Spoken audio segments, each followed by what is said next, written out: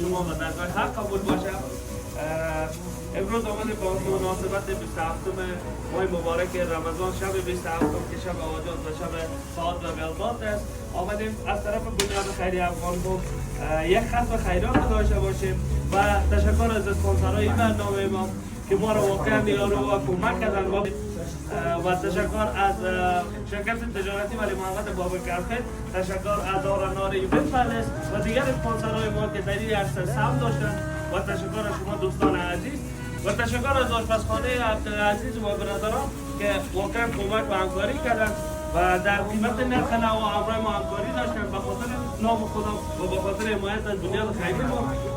با ما همراه باشید تا بریم در سطح شهر و این پخش کننده شما.